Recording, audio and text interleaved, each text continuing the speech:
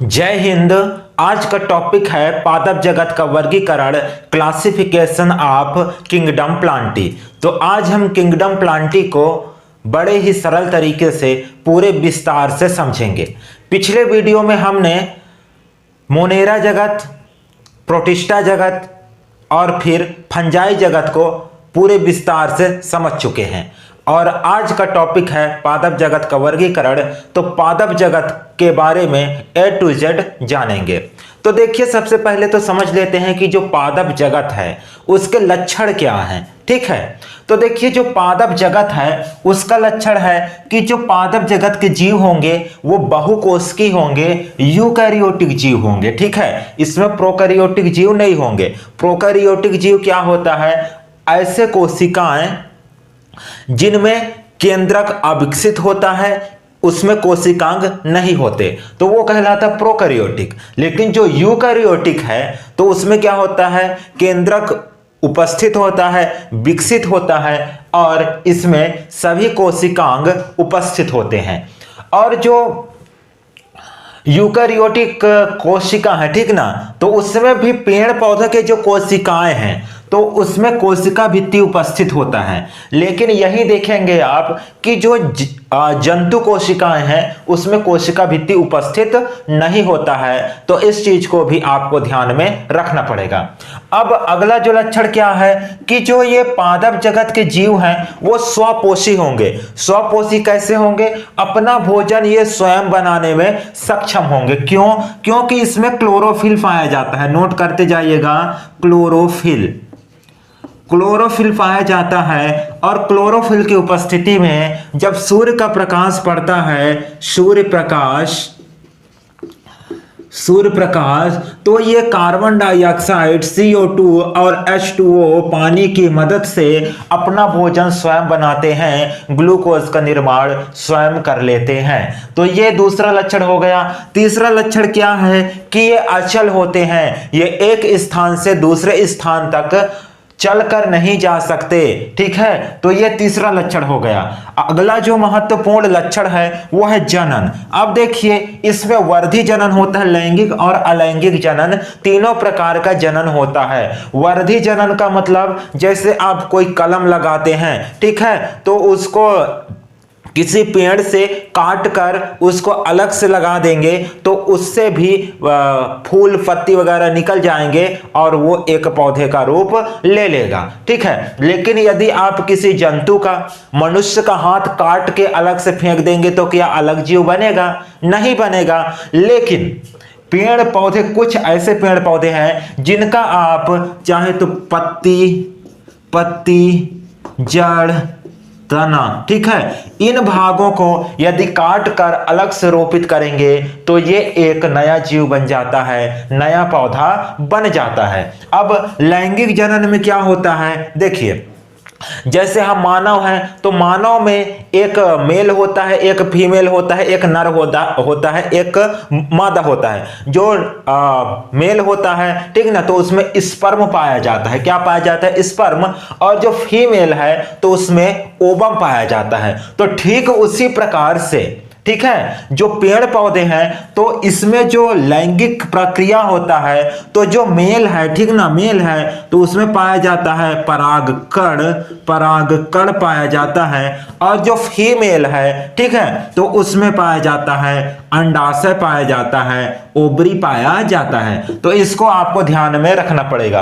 परागकण कहाँ होता है? तो ये पुमंग में होता है, ठीक ना, पराग कोश में होता है। और जो अंडाशय है, ठीक ना, तो ये कहाँ होता है? जो पुष्पासन होता है तो पुष्पासन के ऊपर अंडाशय स्थित होता है। तो इस चीज को आपको ध्यान में रखना है। यहां तक आपको समझ में आया होगा कि जो पादप जगत है उसके महत्वपूर्ण लक्षण कौन कौन से हैं। वैसे आप पेड़ पौधों के लक्षण से भली भांति परिचित हैं, जानकार हैं, तो इसके बारे में अधिक चर्चा नहीं करेंगे क्योंकि हमारा मुख्य उद्देश्य क्या है? पादप जगत का वर्गीकरण। तो हम पादप जगत के वर्गीकरण को पूरे विस्तार से समझेंगे।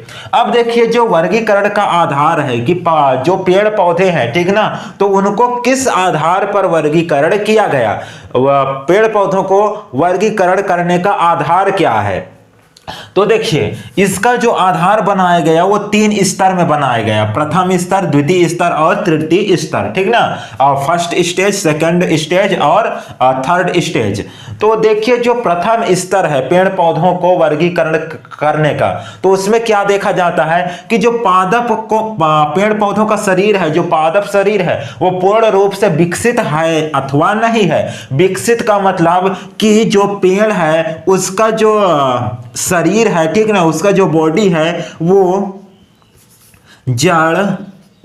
जड़ तना और पत्ती, जड़ तना और पत्ती में विभेदित है अथवा नहीं है। तो ये प्रथम स्तर में ये लक्षण देखा जाता है, उसी के आधार पर वर्गीकरण किया जाता है। जो दूसरा स्टेज है, ठीक ना, तो उसमें क्या देखा जाता है कि जो पेड़ पौधा है उसमें संवहन ऊतक उपस्थित है अथवा नहीं है, विकसित है अथवा नहीं है। संवहन ऊतक क्या होते हैं? तो ऐसे ऊतक जो पेड़ पौधों में जड़ से जल को अवशोषित करते हैं और खनिज लवण को अवशोषित करते हैं और जो पेड़ है उसके विभिन्न भागों तक पहुंचाने का काम करते हैं, तो उसको संवहन ऊतक कहा जाता है। और इसके अलावा जो पत्तियों में भोजन बना, ठीक ना, क्योंकि ये स्वपोषी होते हैं, ये स्वयं अपना भोजन बनाते हैं, तो जो भोजन बनता है तो उसको जैसे फल हो गया, बीज हो गया, तना हो गया, जड़ हो गया, तो इन तक पहुंचाने का काम कौन करता है? संवहन ऊतक करता है।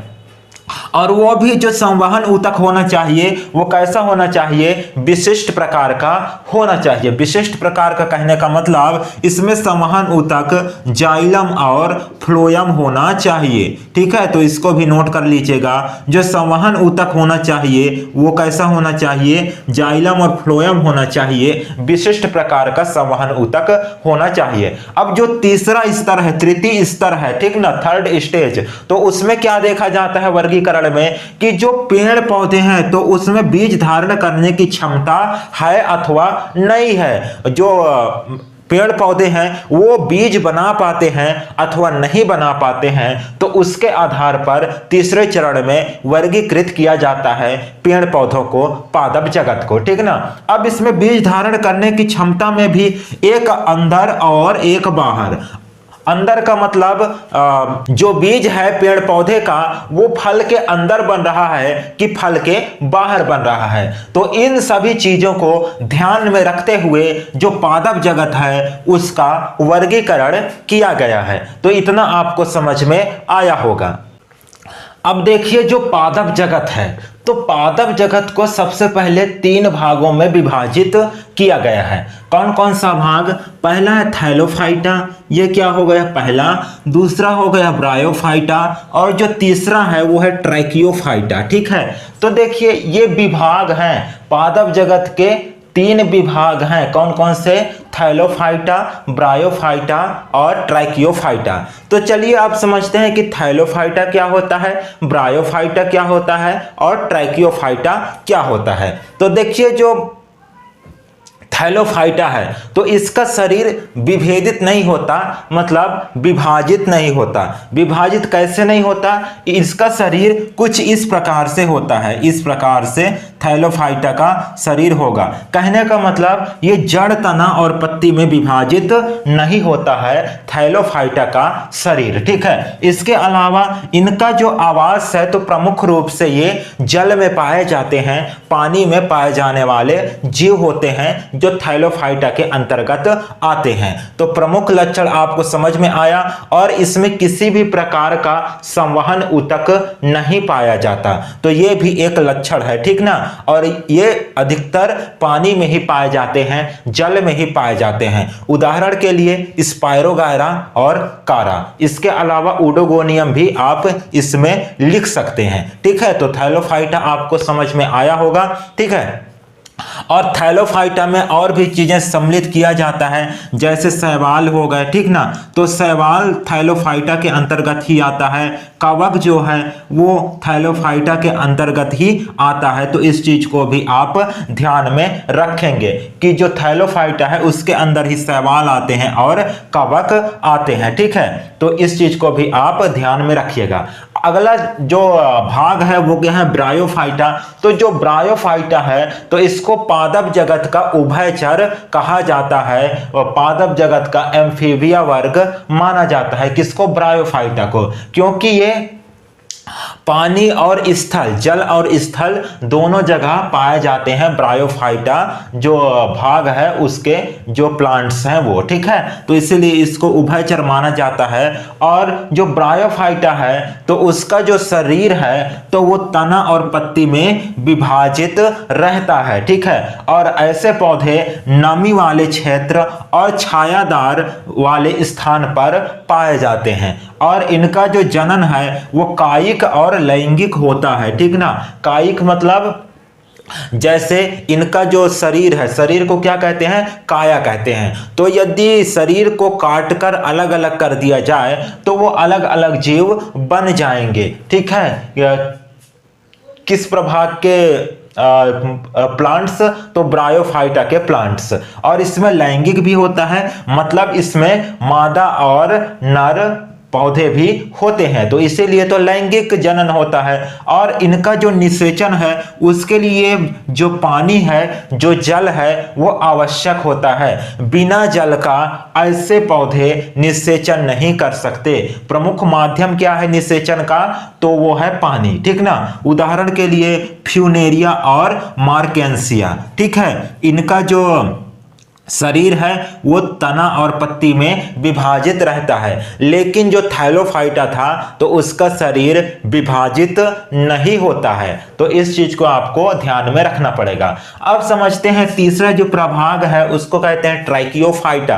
तो ये ट्राइकियोफाइटा क्या होता है, देखिए जो थैलोफाइटा था तो उसका शरीर विभाजित बिल्कुल भी नहीं था जड़ तना पत्ती में। लेकिन जो ब्रायोफाइटा है तो उसका शरीर विभाजित है तना और पत्ती में। अब जो ट्राइकियोफाइटा है तो ये पूर्ण विकसित पौधे होते हैं। इनका जो शरीर है वो जड़ तना पत्ती में विभाजित होता है। और जो ट्राइकियोफाइटा है, ठीक ना, तो ट्राइकियोफाइटा में संवहन ऊतक पाया जाता है। संवहन ऊतक क्या होते हैं, मैंने बताया था संवहन ऊतक जाइलम और फ्लोएम होता है। जाइलम और फ्लोएम, तो इसको आप नोट कर लीजिए। जाइलम और फ्लोएम क्या होते हैं, संवहन ऊतक होते हैं जो पेड़ पौधों में जो पानी है जड़ से अवशोषित करके पेड़ के सभी भागों तक, तना पत्ती फूल तक पहुंचाते हैं। और जो पत्ती द्वारा भोजन बनाया गया प्रकाश संश्लेषण की प्रक्रिया द्वारा, तो उस भोजन को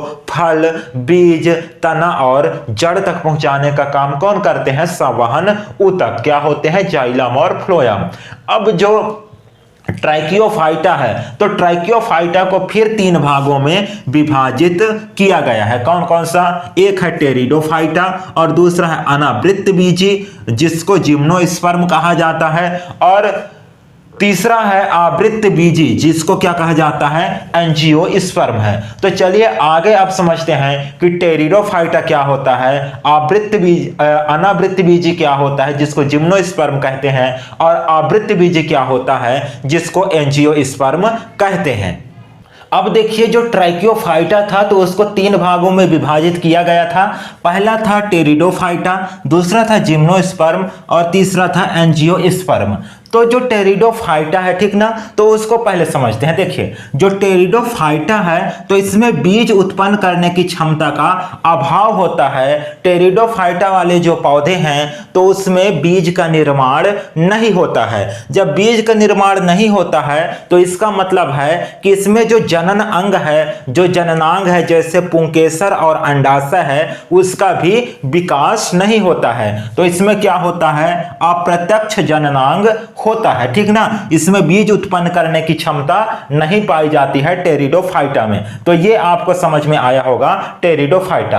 अब दूसरा प्रकार है जिम्नोस्पर्म, जिसको अनावृत बीजे भी कहा जाता है। तो देखिए जो जिम्नोस्पर्म है तो ये बहुवर्षीय पौधे होते हैं और ये सदाबहार पौधे होते हैं। सदाबहार पौधे का मतलब ऐसे पौधे जिनका पत्तियां नहीं झड़ता है चाहे कोई भी महीना हो। अभी देखेंगे कि अभी क्या आ रहा है, पतझड़ का महीना आ रहा है, तो सभी पौधे के क्या होंगे, पत्ती पूरा झड़ जाएंगे, ठीक ना। लेकिन जो सदाबहार पौधे होते हैं तो उनकी पत्तियां नहीं झड़ते हैं, 12 महीना रहते हैं, तो ऐसे पौधों को कहा जाता है सदाबहार। और काष्ठी, ऐसे पौधे जिनका बीच में छाल के अंदर लकड़ी मजबूत होता है तो उसको कहा जाता है काष्ठी। तो ये बहुवर्षीय पौधे होते हैं जिम्नोस्पर्म के, और सदाबहार होते हैं और काष्ठी पादप होते हैं। अब देखिए ये क्या होते हैं, नग्न बीजी होते हैं। नग्न बीजी का मतलब ऐसे पौधे जिसमें बीज का निर्माण तो होता है लेकिन बीज फल के अंदर नहीं होते हैं, फल के बाहर होते हैं, ठीक है। ऐसे पौधे जिनका बीज फल के बाहर होंगे, फल के अंदर नहीं होंगे, मतलब किसी भी छिलका से इनके बीज ढके नहीं होते हैं, तो इनको कहा जाता है नग्न बीजी, ठीक ना। जैसे कोई आदमी यदि पूरा कपड़ा उतार दिया जाए तो उसको क्या कहेंगे कि ये नंगा हो गया। ठीक इसी प्रकार से ऐसे बीज जिसमें कोई आवरण नहीं पाया जाता तो उनको कहा जाता है नग्न बीजी। इसका उदाहरण है पाइनस और साइकस। तो ये आपको समझ में आया होगा। लेकिन ये काष्ठी होता है। पाइनस साइकस आप देखेंगे जो रेल के डिब्बे होते हैं तो उसका जो बोगी बनता है, ठीक ना, तो इतना मजबूत होता है ये पाइनस साइकस का लकड़ी कि जो ट्रेन का डिब्बा है उसके बोगी में इनके लकड़ियों का उपयोग किया जाता है। तो ये जिम्नोस्पर्म के पादप होते हैं, पौधे होते हैं। तो ये आपको समझ में आया होगा। अब अगला है एंजियोस्पर्म। तो एंजियोस्पर्म में ये बहुवर्षीय होंगे, सदाबहार भी होंगे, काष्ठी भी होंगे, ठीक ना, और सदाबहार नहीं भी होंगे। लेकिन इनकी खासियत क्या है एंजियोस्पर्म की कि ये पुष्पी पादप होंगे। ऐसे पादप में क्या लगेंगे, फूल लगेंगे, पुष्प लगेंगे, और जो फल का निर्माण है तो इसमें अंडाशय में इनका फल का निर्माण होगा। कहने का मतलब एंजियोस्पर्म भाग के जो पौधे हैं वो पूर्ण विकसित माना जाता है। इसमें पुष्प लगते हैं और पुष्प के सभी भाग होते हैं। पुमंग होता है, अंडाशय होता है, पुंकेसर होता है, वर्तिका होता है, वर्तिकाग्र होता है। तो ये सभी भाग होते हैं, तो इसीलिए तो इसमें फल का निर्माण होता है। अब यहां देखिए इनका जो भोजन संचय होता है तो कहां होता है, इनका भोजन जो संचय है वो बीज पत्र में होता है, वह भ्रूण पोष में होता है। तो इसीलिए बोलते हैं कि चना खाओ, मटर खाओ, दाल खाओ, तो उसमें क्या मिलता है, प्रोटीन मिलता है। प्रोटीन क्यों मिलता है, क्योंकि इनका जो भोजन है वो बीज पत्र और भ्रूणपोष में संचय हो जाता है, संग्रह हो जाता है। अब देखिए इनको बीज पत्र और भ्रूणपोष के आधार पर जो एंजियोस्पर्म है उसको 2 भाग में विभाजित कर दिया गया है। एक है एक बीजपत्री और दूसरा है द्विबीजपत्री, जिसको डाइकाट और मोनोकाट कहा जाता है। तो इतना आपको समझ में आ गया होगा। आगे अब हम समझते हैं कि मोनोकाट क्या होता है और डाइकाट क्या होता है। अब देखिए जो एंजियोस्पर्म है उसको 2 भाग में बांट दिया गया, ठीक ना। एक बीजपत्री और दूसरा द्विबीजपत्री, ठीक है। तो एक बीजपत्री क्या होता है, तो ऐसे बीज जिसका आप छिलका हटाएंगे तो उसके अंदर एक ही बीज निकलेगा, ठीक ना, तो उसको कहते हैं एक बीजपत्री। और इनका जो भोजन संचय है, भोजन संचय, तो इनका भोजन संचय कहाँ होगा, भ्रूणपोष में होता है, भ्रूणपोष में होता है। भ्रूणपोष नहीं जानते हैं तो बीज के बारे में मैं संपूर्ण जानकारी के साथ पहले भी आपको समझा चुका हूं, बता चुका हूं, तो लिंक मिल जाएगा डिस्क्रिप्शन बॉक्स में, वहां से जाकर आप वीडियो देख लीजिएगा तो भ्रूणपोष आपको अच्छे से समझ में आ जाएगा, ठीक ना। एक बीज पत्री जो है उसका भोजन संचय कहाँ होता है, भ्रूणपोष, और आप इनके फल का छिलका हटाएंगे तो उसके अंदर एक ही बीज निकलेगा। जैसे उदाहरण के लिए देख लीजिए, धान, गेहूं, मक्का, ठीक है। तो ये सब क्या है, एक बीज पत्री हैं। और द्विबीज पत्री में क्या होता है, इनके बीज का यदि बाहर का आप छिलका हटाएंगे तो इससे दो बीज पत्र निकलेंगे, ठीक है। और इनका जो भोजन संचय है, भोजन संचय वो कहाँ होता है, बीज पत्र में होता है। भोजन का संचय कहाँ होता है इनका, बीज पत्र में होता है, बीज पत्र, ठीक ना। बीज पत्र में इनका भोजन का संचय होता है। जैसे एग्जाम्पल के लिए देख लीजिए, चना, मटर, इसके अलावा सरसों, आम, नीम, ठीक है। तो इनका जो भोजन संचय है कहाँ होता है, बीज पत्र में होता है। इनके बीज का बाहर का आवरण हटाएंगे, छिलका हटाएंगे, ठीक ना, तो इससे दो बीज पत्र मिलते हैं, तो इनको कहा जाता है द्विबीज पत्री। तो ये था पूरा पादप जगत का वर्गीकरण, ठीक ना। एक बार फिर से देख लीजिए, रिवीजन कर लीजिए। पादप जगत को तीन भागों में बांटा गया, थैलोफाइटा, ब्रायोफाइटा और टेरिडोफाइटा, ठीक ना। थैलोफाइटा में क्या होता था, इनका जो पादप है तो उनका शरीर विभाजित नहीं होता है, मतलब जड़, तना और पत्ती नहीं होता है इसमें। लेकिन जो ब्रायोफाइटा है तो इनका शरीर विभाजित होता था, तना और पत्ती इनके पौधे में था। लेकिन जो ट्रैकियोफाइटा है तो ये पूर्ण विकसित भाग माना जाता है और इनका शरीर जड़, तना और पत्ती में विभाजित था। जो ट्रैकियोफाइटा है उसको तीन भागों में बांटा गया। पहला है टेरिडोफाइटा, दूसरा है जिम्नोस्पर्म और तीसरा क्या है, एंजियोस्पर्म, ठीक ना। अब देखिए, जो टेरिडोफाइटा है तो इसमें क्या होता है कि इसमें जननांग का विकसित नहीं होता, ठीक ना। इसमें अप्रत्यक्ष जननांग होता है, मतलब जायांग और पुमंग अनुपस्थित होता है और इसमें बीज उत्पन्न करने की क्षमता का अभाव होता है, ठीक है। और जिम्नोस्पर्म में क्या होता है, इसमें बीज उत्पन्न करने का